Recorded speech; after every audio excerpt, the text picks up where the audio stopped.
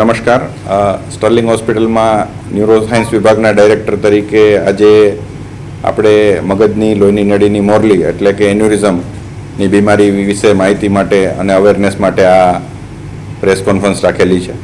તો જે વિગત છે એ પ્રમાણે 60 વર્ષના દર્દી કે જેમને માથા દુખાવો, ઉલટી, નબળાઈ અને બેભાન થઈ ગયા હતા અને આ બીમારીની જે શરૂઆત 4 થી 5 દિવસ પહેલાં થઈ, ધીમે ધીમે ક્રમશઃ તબિયત લથડી અને એમના રિપોર્ટ કરાવીને દર્દી મોરબીથી આવેલ, જેમના રિપોર્ટ જોતાં મગજમાં હેમરેજ થઈ ગયેલું હતું, એટલે કે લોહીનો સ્ત્રાવ આવી ગયેલો હતો.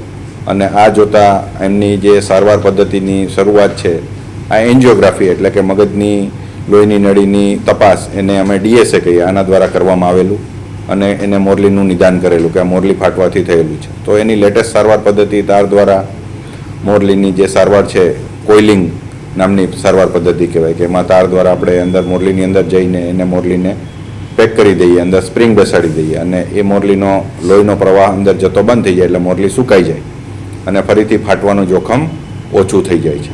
તો આ કરવાથી દર્દીને જે બ્લીડિંગ એટલે કે હેમરેજ ચાલુ હતું એ બંધ થઈ ગયેલું અને ક્રમશઃ એની સઘન ICU સારવારમાં સારવાર કરીને અમુક દિવસમાં એમાં સુધારો જોવા મળેલો અને અત્યારે અમુક અઠવાડિયા પછી દર્દી સ્વતંત્ર રીતે ચાલી શકે છે. તો જે આ મોરલીની સારવાર છે, એન્યુરિઝમ, એ 100માંથી આમ કહેવા જાય તો 0.5% થી 1% દર્દીને થતું હોય છે જ્યારે ફાટે ત્યારે, અને જે ફાટે ત્યારે 35% દર્દી હોસ્પિટલ પહોંચી શકતા નથી, કેમ કે કાં એમને ખ્યાલ નથી આવતો કે આ બીમારી ગંભીર છે અથવા તો કોઈ હોતું નથી સારવાર માટે. એટલે સારવાર છે એ તુરંત થવી જરૂરી છે અને જેટલું જલ્દી દર્દી આવે એટલું જ આપણે એને મોરલીને તરત સિક્યોર કરીને લોહીનો પ્રવાહ અટકાવી શકીએ.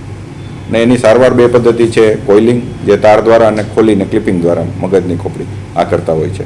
અને આ જે સારવાર પદ્ધતિ છે આ કરવાથી દર્દીનું હોસ્પિટલનું રોકાણ છે એ ખૂબ ઓછું થાય છે. દર્દી પોતાના કાર્યમાં ફરીથી જલ્દીથી આવી શકે છે અને એમને જે ખોડખાપણનો જે મેં ભાગ કીધો, ડિસેબિલિટી, આ બચાવવી ખૂબ જરૂરી છે, કેમ કે આ બીમારીમાં ડિસેબિલિટી જે બચી જાય છે દર્દીઓ, એમાં 30 થી 40% દર્દીઓ ડિસેબલ એટલે કે અપંગ કાયમી લાઈફ ટાઈમ માટે હોય છે.